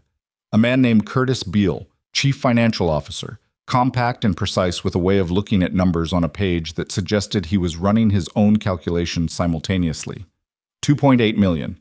What's the actuarial basis for this spend? There isn't one, Mason said. Beal looked up from the page. I didn't build this on probability modeling, Mason said. I built it on what I found. The Milwaukee platform failed its contractor inspection. That's not a probability. That's a documented failure waiting for the wrong morning. The sprinkler heads in Elk Grove have a paint layer that will interfere with deployment. The emergency maps in the main building show corridors that don't exist anymore. He looked at Beale. I can give you a probability framework if that's what the board needs to approve this. But I want to be honest with you. The probability framework is going to be an abstraction built on assumptions, and the actual conditions in these buildings are not abstract. That may be, said another board member, a woman named Sylvia Crane, who handled legal affairs. But 2.8 million is not a number we can approve without a structured risk analysis. That's standard governance procedure. I understand that, Mason said, and I'm not asking you to abandon standard procedure. I'm asking you to set the procedure alongside what's actually in these buildings and let both of those things inform your decision. Hoffman leaned back in his chair. Walk me through the worst case, he said. Specifically, not a category, a scenario. Mason looked at him. Milwaukee loading dock. Morning shift, 9 people on or near the platform, full delivery load. Hydraulic cylinder fails on the way down. Platform drops 8 feet with no warning. Best case, 2 or 3 fractures, possible head injury, OSHA investigation, operations shut down at that facility for weeks while the investigation runs. Worst case, someone's under the load when it goes. The room was quiet. The platform was flagged 18 months ago, Mason continued. Someone read the flag, made a call that the risk was acceptable, and kept running. That's not a criticism. That person was making a judgment call with the information they had and the operational pressure they were under. But the information they had was incomplete, and nobody with the right background had ever looked at the actual hardware. He paused. That's what this report is. Someone finally looked. Beale had his pen on the table but wasn't writing. The training program, he said. 700,000 of the total. Yes. That seems high for... It's not a fire drill, Mason said. It's scenario-based training built around the specific hazards in each facility. Lab staff at Elk Grove train on chemical exposure protocols specific to the compounds they actually handle. The dock crew in Milwaukee trains on hydraulic equipment failure. The server room team in Naperville trains on electrical fire response in an enclosed high-value space. He looked at Beale. Generic emergency training teaches people where the exit signs are. Specific training teaches people what to do in the 30 seconds before they can reach one. Sylvia Crane had been writing something. She set her pen down. What's your liability exposure if we approve this, implement it fully, and something still goes wrong? I can't eliminate the possibility of something going wrong, Mason said. No system does that. What I can tell you is that a company with documented comprehensive safety protocols, trained staff, and maintained equipment is in a fundamentally different legal and ethical position than a company that had flagged problems and didn't address them. He met her eyes. You've got an 18-month-old maintenance flag on a platform that a contractor just called an imminent failure risk. That document exists. If something happens on that dock before you address it, that document is going to matter a great deal. That landed. He could see it in the room. Not dramatically, not a shift in posture or sudden eye contact across the table, but the specific quality of silence that follows a point no one can immediately argue with. Hoffman looked at Claire. How confident are you in the assessment? Claire didn't look at Mason. She looked at Hoffman. Completely. The training program design, Beale said. Is that something we could phase? Year 1, year 2? You could phase the training, Mason said. I'd recommend not phasing the equipment and infrastructure fixes. Those are conditions that exist right now. What's the infrastructure component alone? 1.9. Beale wrote something. The room had entered a different mode, not the resistant mode of the first 20 minutes, where the questions were mostly about the total number, but the working mode, where people are trying to figure out how to make something happen rather than whether to. Mason recognized the difference. He'd been in enough planning sessions, different kinds, different contexts, people in different kinds of uniforms, to know what it felt like when a room changed direction. He let them work. He answered the questions that came. He didn't oversell, didn't add urgency beyond what the facts already provided, didn't push against resistance in a way that would turn it personal. He'd learned in the SEALs that the most effective thing you could do in a planning session was be the person in the room who had clearly done the most thorough work and then be patient about it. People got there. Not always at the speed you wanted, but they got there. Greg Sato, the Greg Sato, not Phil, had said very little through the whole meeting. He'd been reading the report while others were talking, turning pages in a way that suggested he was actually reading and not performing reading. He looked up at one point and asked Mason a question about the training methodology, specifically about how Mason had built the scenario parameters. "I use the incident logs," Mason said. "Near misses, equipment flags, the complaint reports from the maintenance crew. And I talk to the people who work in those spaces every day. They know exactly where things can go wrong. They just don't always have a channel to say so formally." Sato nodded slowly. He turned another page in the report. It was Hoffman who moved them toward the vote. "I think we've got what we need," he said. He looked around the table in the way of someone who's been in rooms like this long enough to read them without a scorecard. "Claire, what's your recommendation?" "Full approval," Claire said. "Phased implementation on the training program if the board prefers. Immediate action on infrastructure and equipment. I'd like authorization for Mason to proceed on his timeline." "His timeline," Beale said. "He built it," Claire said. "He knows what the sequencing needs to be." The vote was 6-2. Beale was one of the two. Not on principle, Mason understood, but because Beale's job was to push back on expenditure, and he'd done his job. And Sylvia Crane cast the other no vote with a comment that she wanted legal to review the training liability framework before implementation, which was a reasonable request, and one Mason had already anticipated. He'd built a legal review period into the timeline. Claire closed the meeting. People gathered papers and moved toward the door in the particular pattern of people who have finished a difficult thing and are now returning to their regular days. Hoffman stopped beside Mason's chair on his way out. "The Milwaukee platform," Hoffman said. "You shut it down the same day you found it." "Yes." Hoffman looked at him for a moment. He had the expression of a man measuring something. "Good call," he said. Then he walked out. Mason sat at the table after most of the board had left. His report was still open in front of him, pages turned to the infrastructure section. He looked at the numbers he'd built over 3 weeks. The estimates, the specifications, the timelines he'd mapped out across 16 pages of appendix. Nearly $3 million worth of things that needed fixing, that had been sitting there in 4 buildings across 2 states, while people walked past them every day and went home and came back the next morning. He thought about what it had felt like to leave the SEALs. Not the discharge itself, not the medical process or the paperwork, but the specific feeling of the months after, the sensation of being trained for a function that no longer existed, like a tool that had been calibrated for a precise job and then left in the drawer. He'd spent 4 years wondering if that calibration was ever going to matter to anyone again.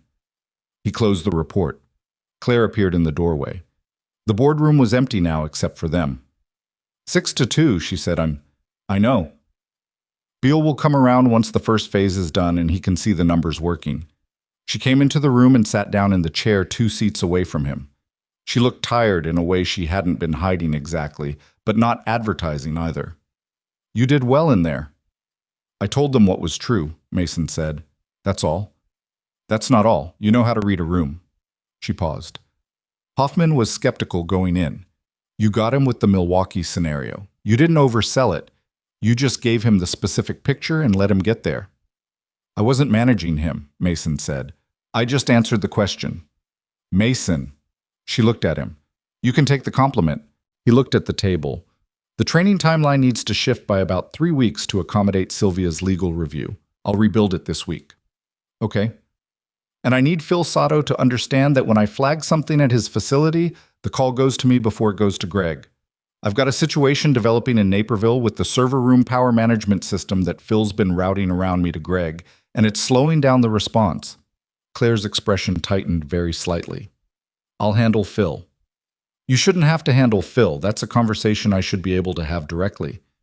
"You're right, but Phil has 6 years of Greg's family goodwill behind him, and sometimes the most efficient thing is for me to make one call and have it be done." She looked at him. "Pick your battles." "This is a battle worth picking."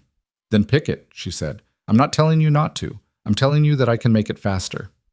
A pause. "Let me make it faster." He looked at her. She had a way of making practical arguments that felt occasionally less like compromise and more like actual wisdom. He was still deciding which one this was. "All right," he said. "Good." She stood. "Phil will call you by end of day tomorrow. The conversation will be brief and cooperative." She picked up her portfolio. The Naperville server room. What are you looking at? The power management system is cycling in a pattern that suggests the UPS units are running at above 80% load consistently. They're rated for that, but barely. And the cooling system in the room is older than the UPS installation. If the cooling degrades during a high load period, how long to address it? New cooling unit, maybe 4 weeks for procurement and installation. In the meantime, I want load monitoring in that room and a manual check cycle twice a day. Get me an estimate. He'd already started one. He'd started it the morning after his first visit to the Naperville facility, sitting at his kitchen table at 5 a.m. Before Haley woke up, coffee on one side and legal pad on the other, building the outline of a problem he'd seen coming before he could fully prove it was there. Old habit. You saw something and you started preparing. You didn't wait for the proof to arrive before you began. He said, "I'll have it to you by Friday." "Friday's fine." She paused at the door. "Mason." He looked up. "You found a hydraulic platform that was going to hurt somebody," she said. "You shut it down the same day, before the board approved anything, before you had authority in writing, before anyone told you it was within your scope." She looked at him steadily. "I want you to know I noticed that too." He didn't answer right away. Outside the windows of the boardroom, Chicago's November sky had gone from gray to the darker gray of late afternoon, and the city below was doing what it always did. Moving, noisy, indifferent to the specific decisions made in rooms above it. "Scopes align on paper," Mason said. "The platform was real." Claire held his gaze for a moment. Then she nodded once, the way people nod when something confirms what they already believed, and she walked out. Mason sat alone in the boardroom for a while. He didn't have anywhere he needed to be for another hour. He'd blocked time in the afternoon to start building the revised training timeline, and that work could happen anywhere. He sat and looked at the city and thought about the report in front of him, about the $2,840,000 that was now approved and waiting to be turned into actual changes in 4 actual buildings where actual people went to work every morning. He thought about Phil Sato in the server room in Naperville and the cooling system he'd flagged before he could prove it was failing. He thought about Haley at the kitchen table with her crayon dog that she was calling a bush. He thought about the fact that 3 weeks ago he had been moving pallets in a warehouse in the cold, calculating whether he could afford a children's vitamin supplement on top of the monthly prescription costs, and that the number the board had just approved to fix 4 buildings was a figure so far outside his personal financial reality that it barely felt like it existed in the same world. But the work was the same. The calculation was the same. Identify the risk, build the case, protect the people who didn't know they needed protecting.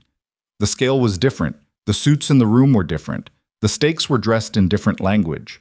Liability and compliance and actuarial exposure instead of the blunter words he'd used in different rooms in different years. But the work was the same. He gathered his papers, capped his pen, closed his laptop. He stood up and pushed the chair back under the table and walked out of the boardroom and down the corridor toward the elevator. He had a training timeline to rebuild and a cooling system estimate to finish, and a conversation with Phil Sato that was apparently going to happen tomorrow because Claire was going to make one phone call. He had work to do. He pressed the elevator button and waited, and when the doors opened, he stepped in and rode down to the 12th floor and walked back to the small office with the ghost marks on the whiteboard and the paper nameplate in the plastic frame, and he sat down and opened his laptop and started. The Milwaukee hydraulic platform was back in operation by mid-December, rebuilt with a new cylinder and a certification placard bolted to the frame that Mason had insisted on.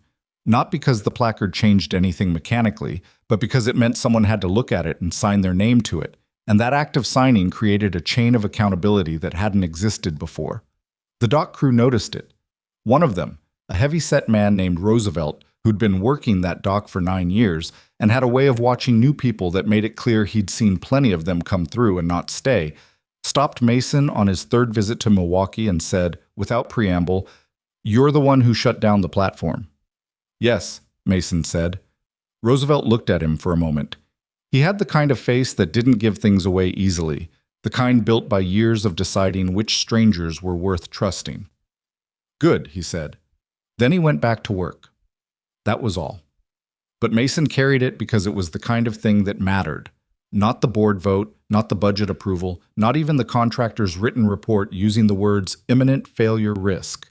A man who worked that dock every morning had looked at him and said, "Good." And that was the real unit of measurement Mason had been working toward since day one.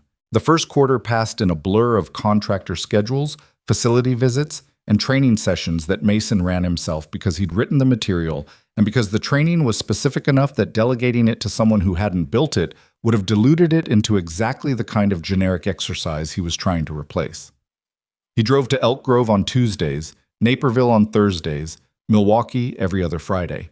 He kept a bag packed in the back of his car, which was a 2009 Honda that needed new rear tires and a transmission flush that he'd been planning since October and kept pushing back because there was always something else. And he got very familiar with the stretch of I-90 between Chicago and the Wisconsin state line. The painted sprinkler heads in Elk Grove were addressed in January. The contractor who came out to clear and recertify them found 4 additional heads in a utility corridor that hadn't been on Mason's initial list because the corridor wasn't on the current building map. It was a legacy space from a 2015 expansion, walled in during a later renovation, accessible only through a maintenance hatch that the current facilities team hadn't known existed. Mason added it to the building documentation. He updated all 4 facility maps to reflect current conditions, a process that took 2 weeks and required him to physically walk every square foot of every building with a tape measure and a building plan, which was not a task that appeared glamorous on any project summary, but which he considered as foundational as anything else he'd done. Donna Ferrara, the Elk Grove site manager, was 38, sharp-tempered, and initially suspicious of Mason in the way that good managers are suspicious of people from corporate who show up with clipboards and authority. She ran a tight operation and she knew it, and she had the specific defensiveness of someone who'd been second-guessed by people with less knowledge than her more than once. Mason recognized the dynamic. He'd operated inside it from both sides. And he didn't try to dismantle it. He just did the work in front of her, consistently, without making her feel like the problems he found were her failures rather than inherited conditions. It took about 6 weeks. The turn came during the training session Mason ran for the Elk Grove lab staff, a 2-hour scenario exercise built around a chemical spill in the east storage room, which he designed using the actual chemical inventory and the actual spatial layout of the room and the actual staffing pattern for a Tuesday afternoon. Donna sat in the back and watched. Afterward, when the staff had filed out and Mason was packing up his materials, she came up and said, "Where did you build the scenario from?" "Your incident logs," Mason said. "And I talked to Yolanda in the lab. She told me about the near miss with the solvent drums in 2022. Donna looked at him. "That wasn't in the formal incident report." "No, she mentioned it when I asked if there was anything I should know that wasn't on paper." A pause. "Nobody's asked that before." "I know," Mason said. He wasn't making a point of it. He was just stating the fact. Donna nodded slowly. From that point on, she forwarded things to him before they became problems. Equipment notes, staff concerns, a situation in March with a heating unit in the chemical storage corridor that she'd flagged internally and that Mason was able to get addressed before it created a temperature compliance issue. It wasn't a friendship. It was something more useful, a functional working relationship between 2 people who had established, through evidence rather than words, that they were both trying to do the same thing. Phil Sato had cooperated since Claire's call in November, as promised. Cooperative in the polite, slightly arm's-length way of someone who has been told to cooperate rather than someone who wants to. Mason worked around it.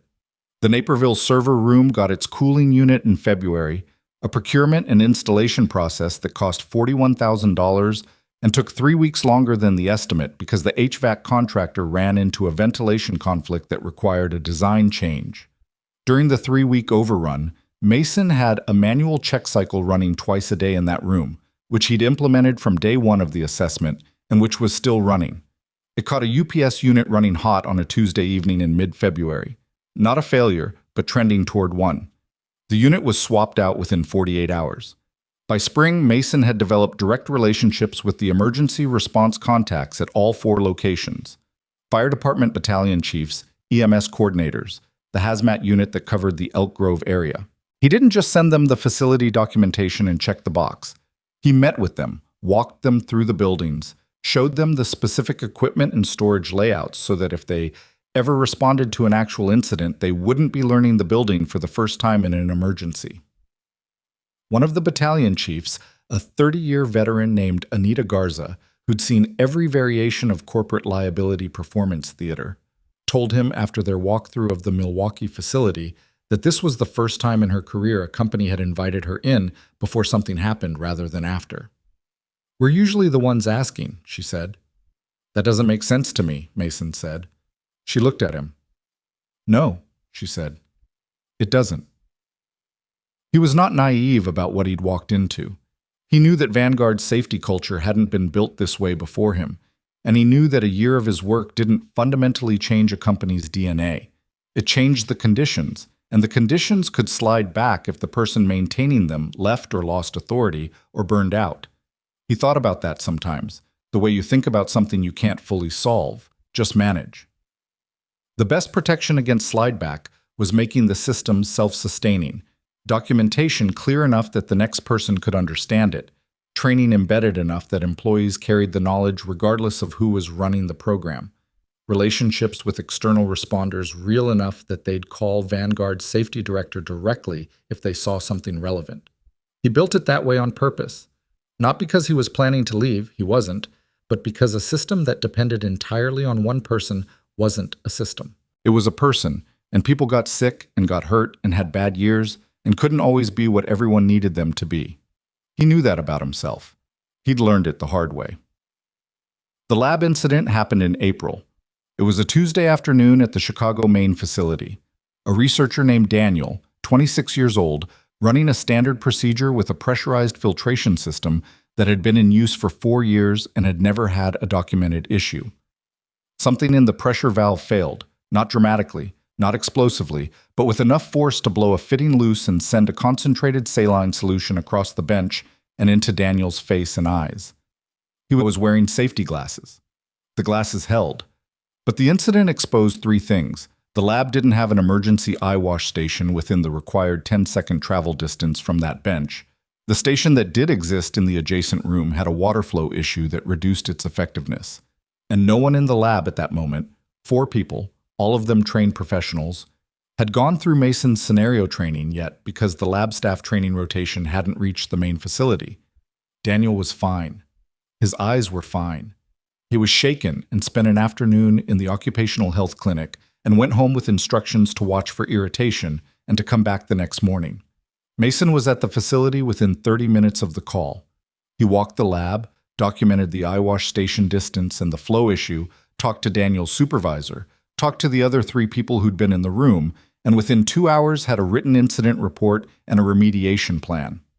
The main facility lab staff training was moved to the following week. A new eye wash station was installed in Daniel's lab within 4 days, a process that should have taken 2 weeks, but that Mason drove himself, calling the contractor directly, and explaining, without embellishment, that there was a lab operating with inadequate emergency wash access, and he needed it addressed. He sent the incident report to Claire the same evening. She called the next morning. "Daniel is okay?" she said first.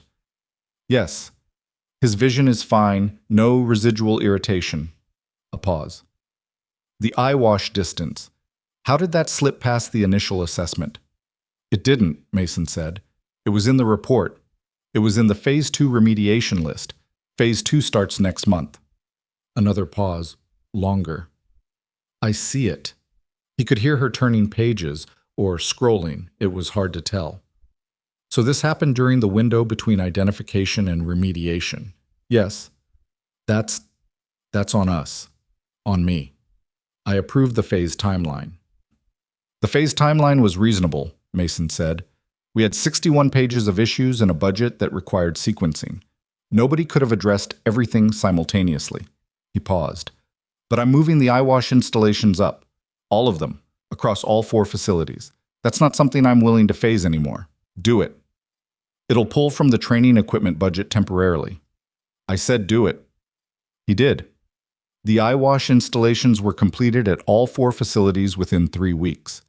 When the training equipment budget came up short, Mason restructured the training schedule to use existing resources differently, not cutting the training, just redesigning the delivery to compensate for the equipment delay. He didn't tell Claire he'd done this. She found out when she reviewed the quarterly operations report in May and saw the line items, and she asked him about it in the hallway outside the elevator, which was where a significant portion of their working conversations happened. "You rebuilt the training delivery to cover the budget gap," she said. "Yes." "Why didn't you just flag it and ask for supplemental budget?" "Because I could solve it without supplemental budget, and asking for more money after a lab incident would have looked like I was using the incident as leverage." She looked at him. "It wouldn't have been leverage. It would have been a legitimate request." "I know, but it would have looked like leverage, and looking like leverage is the same problem in a boardroom." Claire tilted her head slightly. It was a habit she had when something surprised her. Not a large gesture, just a small recalibration. "When did you start thinking like that?" "About boards?" Mason said. "About a week in." She almost smiled. "How's Haley?" The shift was characteristic of her. She had a way of moving between the professional and the human without making either one feel like a performance. It had taken Mason a few months to stop bracing for the transition, to stop treating the personal questions as a test of some kind. "She's good," he said. "She started a new school in March. It took a few weeks." He paused. "She's good now." Haley had started the new school in the Andersonville neighborhood, 12 blocks from the apartment Mason had moved them into in February. It was a 2-bedroom with hardwood floors and a radiator that made noise at night but kept the place genuinely warm, which the old apartment had not done. There was a park 3 blocks away with a climbing structure that Haley had assessed, on her first visit, with the seriousness of a structural engineer, testing each element before committing. The school was better than the previous one in the ways that mattered. Smaller classes, a teacher in Haley's grade named Ms. Okafor, who had sent a welcome note home on the first day that Haley had taped to her bedroom wall. The first weeks had been hard. Haley was a child who adapted, but she was also a child who felt the displacement of change acutely and who processed it by becoming quiet in a way that Mason recognized from his own worse years. Not sad exactly, just turned inward, absorbing. He'd stayed close during that period, making sure he was home for dinner, reading with her in the evenings, not pushing her to talk about it, but being present in a way that said, "I'm here, this is not going anywhere, we are okay." By the end of March, she had 2 friends. By April, she'd started calling Ms. Okafor my teacher, with the possessive emphasis that meant she'd claimed her. By May, she was telling Mason detailed stories about school events that he couldn't fully follow, but that he listened to entirely, because the stories themselves were the point. She was talking again, fully, and the quiet had receded. Her medical care was stable. The specialist appointments happened on schedule now, without Mason doing the calculation in his head before every appointment, whether the bill would land in the same week as rent, whether he could hold off on one prescription until the next check cleared. He still checked the accounts, still watched the numbers. Old habits of financial anxiety didn't dissolve just because the conditions changed. They thinned, slowly, the way scar tissue thins over years. But the calculation was different now. He wasn't calculating survival. He was calculating future, the savings account that was actually accumulating, the question of whether Haley might want to try soccer in the fall, the rear tires on the Honda that he'd finally gotten replaced in March, without having to decide what else to give up. Small things. The specific weight of small things when they've been unavailable for a long time. At Vanguard, the first full year of the safety program produced results that Mason presented to the board in December, in a report that was the inverse of his first one. Not a catalog of failures, but a record of change. The outdated evacuation maps were gone, replaced by current layouts tested in timed drills that showed every floor evacuating within the window the updated protocols required. The Milwaukee dock was running safely. The Elk Grove sprinklers were certified and clear. The Naperville server room had its new cooling unit and a load monitoring system that generated automated alerts if any unit exceeded 70% capacity. Employee training completion across all 4 facilities was at 94%.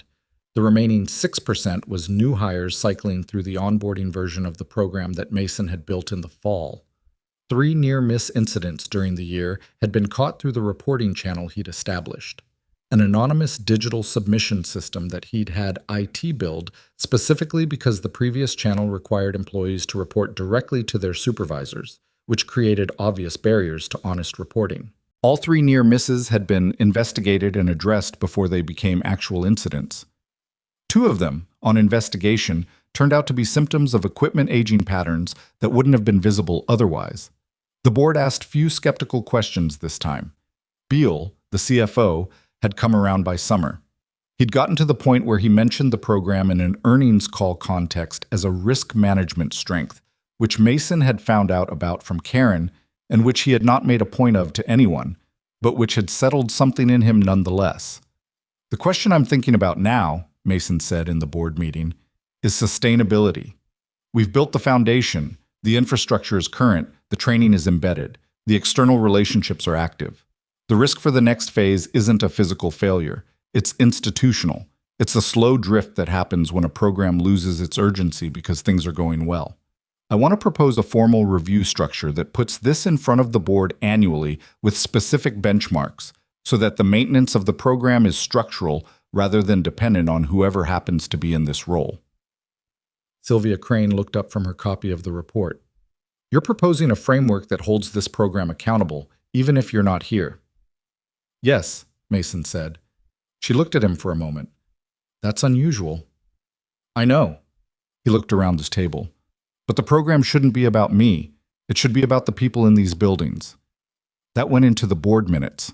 The annual review framework was approved unanimously, the first unanimous vote Mason had seen in that room. And when the meeting ended and the board members gathered their papers and filed out, Hoffman stopped beside Mason's chair again, same as he had after the November vote a year ago. I was wrong about you, Hoffman said. Mason looked at him. In the first interview, I thought you'd be bored in 6 months. He picked up his copy of the report. I was wrong. You were reasonable, Mason said. The resume had gaps. Hoffman considered this. Then he nodded once, the nod of a man who knows when he's been given something more gracious than he deserved, and walked out. Claire stayed. The room emptied around her until it was just the two of them again, same as it had been after the first board meeting a year ago. She stood at the window this time, looking out at December Chicago, the lake just barely visible through the low clouds. 1 year, she said. Yes. She turned from the window. How are you? He looked at her. It was a question she asked periodically, and he'd gotten better at answering it honestly rather than reflexively. Good, he said. Actually good. Good. Haley's settled in the new school? She made the holiday play. She's playing a tree. A pause. A significant tree, apparently. There's a monologue. Claire's expression did something it didn't do in board meetings. I'd like to see that. I'll let her know she has a fan. He gathered his copy of the report. How are you? She was quiet for a moment in a way that meant she was actually considering it rather than deflecting. Better than I was a year ago, she said. Different. She looked back out the window. The hotel changed how I think about a lot of things. I don't know if I've fully worked out how yet, but things are different. Mason understood that. He didn't say so, because saying so would have turned it into something it wasn't. He just let it be true in the room between them. I want to ask you something, Claire said. Go ahead. When you walked into the hotel that morning, she stopped, reconsidered. You had everything on the line, the interview, Haley's medical care, the whole everything you'd been working toward. She turned from the window and looked at him. What made you go in? It was the question nobody had asked him directly. Not the paramedics, not the police officer he'd walked away from, not anyone in the year since. He'd thought about it, in the way you think about things that happen fast, and that you made decisions during without deliberating. Not with regret, just with the attempt to understand your own machinery. I heard her, he said, and I was capable of doing something about it. He paused. I don't know if there's more to it than that. Most people would have waited for the fire department. Most people weren't standing there with that training. He set the report down. It's not a virtue. It's just, when you've spent years being the person in the room who can handle the emergency, it becomes the shape of how you think. The question isn't whether to go in. The question is whether you can get there in time. Claire looked at him for a long moment. The fire department arrived 4 minutes after you brought me out, she said. He'd known that. He'd looked it up once, late at night when Haley was asleep, the specific curiosity of someone trying to understand the geometry of a moment. 4 minutes is a long time, he said. Yes, she said. It is. They were quiet for a moment. Outside, the December sky had gone the dark blue of late afternoon, and the city below was doing its evening shift, changing, settling, the traffic thickening, lights coming on in windows across the skyline. "I want to increase your team," Claire said, "in the new year. I've been thinking about a deputy director role, someone you could develop into covering the facility side independently so you can focus on the systemic and the external relationships. What do you think?" He thought about Donna Ferrara in Elk Grove, who'd been running her facility with a rigor that matched Mason's own, and who'd mentioned, in passing, during their last walkthrough, that she'd been thinking about a transition into a more program-level role. He thought about that, and then he thought about what it would mean to build something that had a second layer, that could carry itself even when he wasn't in every room. "I have someone in mind," he said. "Donna Ferrara, if she's interested." Claire raised an eyebrow. "You'd pull your best site manager into a corporate role." "She'd be my best deputy director," he said, "and her facility will produce the next strong manager. That's how it works. You develop people, they develop the next layer, and the thing keeps going." Claire looked at him with that slight head tilt again, the one that meant something had surprised her. "When did you figure that out?" "I always knew it," Mason said. "I just haven't had the context to apply it for a while." He flew to Milwaukee the next morning for what had become a quarterly in-person review with the Milwaukee facility team. Not an inspection, which implied looking for fault, but a review, which implied looking for progress. Roosevelt was there, same as always, running his dock with the steady competence of a man who'd been doing it long enough to make it look effortless, in a way that only came from years of it being the opposite. After the review, Mason walked the loading dock one more time. The new hydraulic cylinder, the certification placard, the updated emergency procedures laminated and mounted at both ends of the dock where everyone could see them without looking for them. He'd been in this building enough times that he knew it the way you know a space you've invested in. Not just the layout, but the feel of it, the specific sounds of the equipment, the way the cold came off the dock doors in winter. Roosevelt walked up beside him. They stood looking at the loading platform for a moment. "Platform's been clean all year," Roosevelt said. "I know," Mason said. "I checked the maintenance logs." "Figured you did." A pause. "My brother works construction. He says the best safety people are the ones you never hear about, because when they're doing their job right, nothing happens." Mason looked at the platform, thought about that. "Tell your brother he's right," he said. Roosevelt went back to work. Mason stood there a moment longer, then zipped his jacket and walked back through the dock doors into the warmth of the building. The first anniversary of the hotel fire fell on a Friday. Mason had not planned to mark it, not because it wasn't significant, but because marking it felt like it would turn it into something, give it a ceremony it didn't need. The morning had happened. The year had happened. One was the reason for the other, in a way that was true but incomplete. The way causation is always true but incomplete when you're trying to understand how a life actually changes. Claire had texted him 2 days before. "Dinner Friday?" Her suggestion, "Casual, if you want to." He'd said yes. He picked up Haley from school at 4 and they went home and she changed out of her school clothes and into the yellow dress she'd picked herself at the store in September, and that Mason had quietly purchased in the next size up because she was growing faster than he'd budgeted for, which was the best kind of problem to have. They took a cab to the restaurant Claire had chosen, a mid-range Italian place in Lincoln Park, not the kind of restaurant that was trying to impress anyone, the kind that had been there for 20 years and knew what it was doing. Claire was already at the table when they arrived. She stood when she saw them, when she saw Haley, specifically, because she'd heard about Haley for a year but hadn't met her. Haley assessed Claire with the complete candor of a 6-turning-7-year-old and said, "Are you the one from Daddy's work?" "I am," Claire said. "He talks about work a lot." "I know," Claire said. "I'm sorry about that." "It's okay," Haley said. "He used to not talk about work very much. Now he does. I think that means he likes it." Claire looked at Mason over Haley's head. He kept his expression neutral, but just barely. They ate. Haley had pasta and took the task of twirling it with great seriousness. Claire ordered wine and Mason had water because he was driving later, and they talked the way people talk at dinner when they've spent a year building something together and are finally in a room with no agenda. Easy, unhurried, with the specific comfort of people who've worked through enough difficulty to have earned a certain ease. Haley told Claire about the school play. The tree. The monologue, which Haley delivered a portion of right there at the table, gesturing with her fork for emphasis. "That's very good," Claire said, with the genuine seriousness that children require and can detect the absence of. "I know," Haley said. Toward the end of the meal, Haley reached into her jacket pocket. She was wearing the small corduroy jacket she'd claimed as her favorite in September, and which was becoming too short in the sleeves, and produced a folded piece of paper. She unfolded it carefully and put it on the table facing Claire. It was a drawing.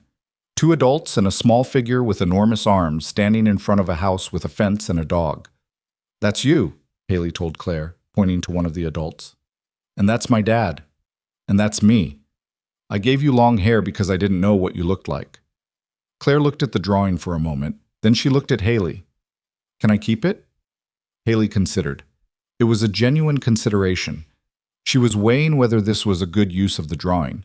Then she nodded. "Yes, but you have to put it somewhere you can see it." "I will," Claire said. "I'll put it in my office." Haley seemed satisfied with this. She went back to her pasta. Mason looked at the drawing on the table. Three figures in front of a house with a fence and a dog that Haley still called a bush when it was inconvenient to have it be a dog. Long-armed stick figures smiling in crayon. He thought about a Tuesday morning in November, a year ago, when he'd been calculating bus schedules and carrying a secondhand folder of documents toward an interview that was supposed to fix everything, and the world had intervened in the way it sometimes did. Not kindly, not with any particular intention, just with the raw factuality of a woman's voice asking for help and a burning building and a decision made in 5 seconds on a sidewalk. He hadn't saved himself that morning. He'd just done what he could do and then gone to an interview. And somewhere in that sequence of ordinary and extraordinary and ordinary again, his life had turned in a direction he couldn't have planned. That was the thing nobody told you about second chances. They didn't announce themselves. They didn't come with signs. They came looking like a burning hotel at 5:47 in the morning, and you either went in or you didn't, and you mostly couldn't know in advance what was waiting on the other side. He'd gone in.